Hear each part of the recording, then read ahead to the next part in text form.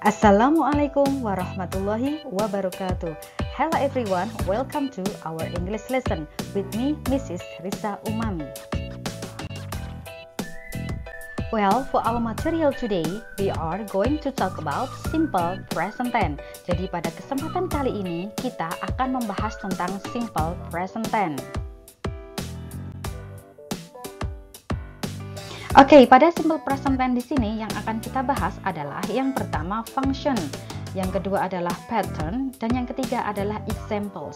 Function di sini adalah fungsi atau kegunaan dari simple present tense, sedangkan pattern ini adalah rumus atau pola membuat kalimat simple present tense, sedangkan example ini adalah contoh dari kalimat simple present tense. Fungsi simple present tense, bahwa simple present tense itu memiliki fungsi atau kegunaan. Yang pertama adalah untuk menyatakan daily activity atau kebiasaan kita sehari-hari. Yang kedua adalah untuk menyatakan fact atau fakta, kebenaran umum. Dan yang ketiga adalah untuk menyatakan command on or prohibition, perintah ataupun larangan. Selanjutnya adalah rumus simple present tense. Secara sederhana, rumus simple present tense adalah subject, kemudian diikuti dengan verb 1. Verb 1 itu bisa ditambah dengan s ataupun es, kemudian diikuti dengan objek, dan yang terakhir adalah adverb of time atau keterangan waktu.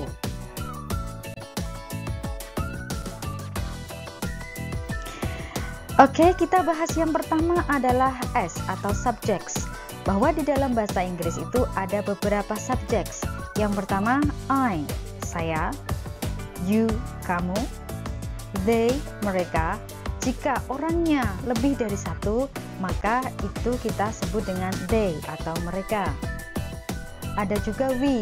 We di sini sama, jumlah orangnya lebih dari satu. Akan tetapi kalau ada unsur saya atau si pembicara, maka kata gantinya adalah we. She, dia perempuan. He, dia laki-laki. It, itu untuk hewan, tumbuhan, ataupun benda. Jadi sekali lagi bahwa subjects di dalam bahasa Inggris ada I, you, they, we, she, he, dan it.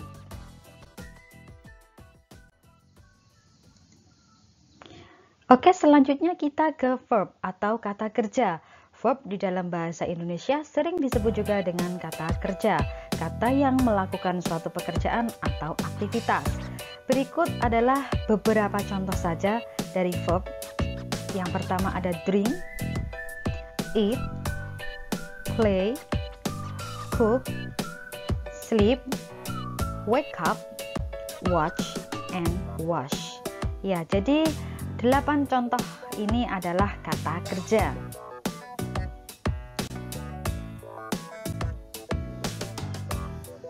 Selanjutnya kita ke verb atau kata kerja. Kata kerja yang ditambah s dan es itu tergantung pada subjeknya. Jika subjeknya she, he, it, maka kata kerja tersebut harus ditambah akhiran s ataupun es.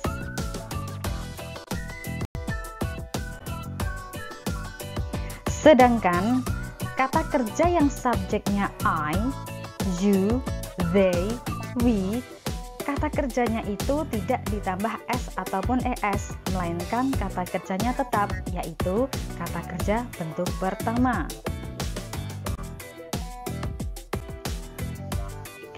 Oke, kita bahas pada kata kerja yang ditambah dengan akhiran s ataupun es. Baiklah, bahwa hampir sebagian besar kata kerja itu ditambah dengan akhiran s. Akan tetapi, ada beberapa kata kerja yang ditambah dengan es, yakni kata kerja yang berakhiran dengan huruf sh, ch, x, s ataupun ss, o, f ataupun fe, dan yang berakhiran huruf y.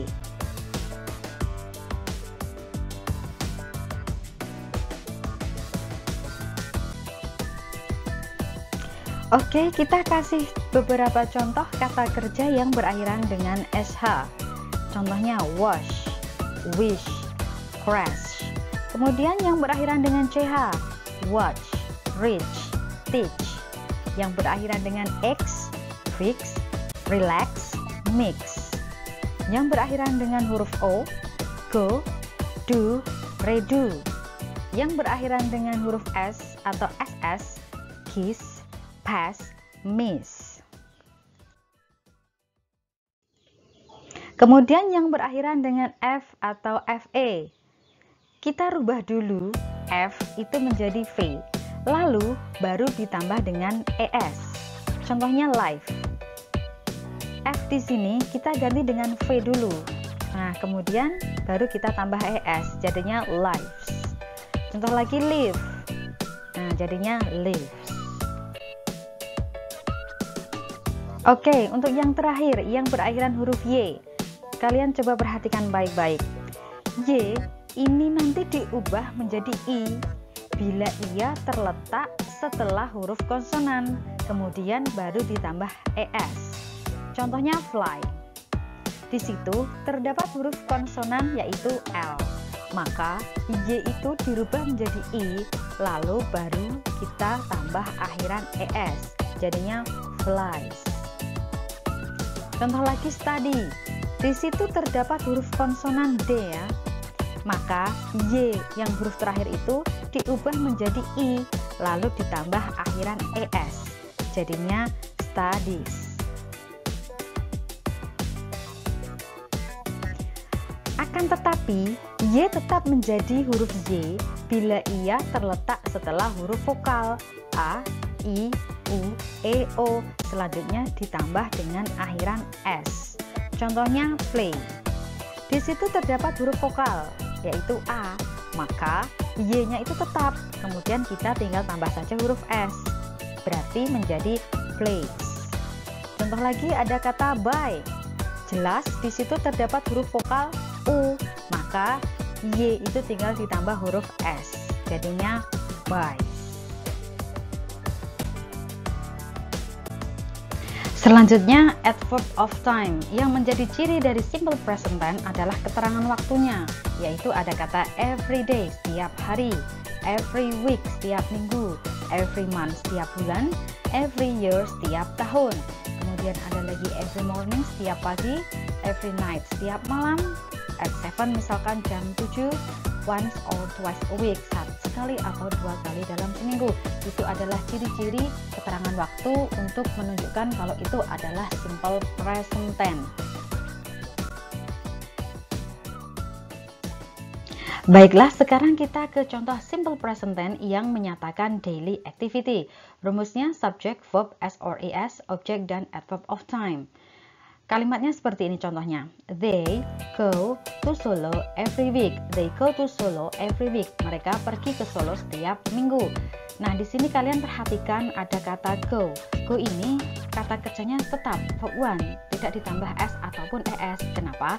Karena subjeknya adalah they. Seperti yang sudah kita bahas, jika subjeknya I, you, they, we, maka kata kerjanya yaitu tetap, yaitu verb one. Berbeda dengan contoh yang kedua. She goes to office at 7. She goes to office at 7. Dia perempuan pergi ke kantor jam 7. Nah, di sini goes, go ini berubah menjadi goes karena subjeknya adalah she. Seperti yang sudah kita pelajari, jika subjeknya she, he, it, maka kata kerjanya itu harus ditambah huruf s ataupun es.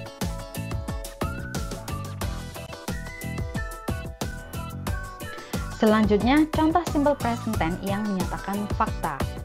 The sun atau it shines from the east. The sun shines from the east.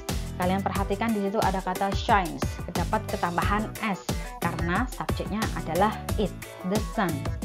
Contoh yang kedua, the bird atau it flies on the sky. Kalian juga perhatikan di situ flies, bukan fly, karena subjeknya adalah it. The bird flies on the sky. Contoh yang ketiga, simple present tense yang menyatakan command atau perintah. Rumusnya verb one, object, dan tanda seru. Contohnya open the door, buka pintunya.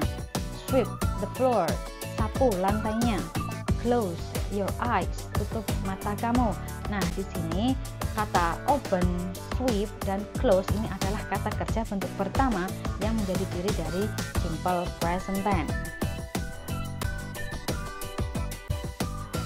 Next, contoh dari simple present tense yang menyatakan prohibition atau larangan. Di sini kita menggunakan kata don't. Verb 1 dan diikuti dengan objek dan tanda seru. Contohnya, don't touch me, jangan sentuh saya. Don't do it, jangan lakukan itu. Don't leave me alone, jangan tinggalkan saya.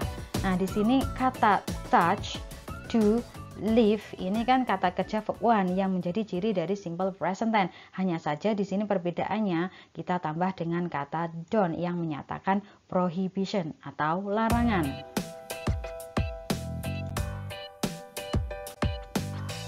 Oke, terima kasih. Semoga ilmunya bermanfaat bagi kalian semua. Sampai ketemu lagi pada pembelajaran berikutnya. Wassalamualaikum warahmatullahi wabarakatuh.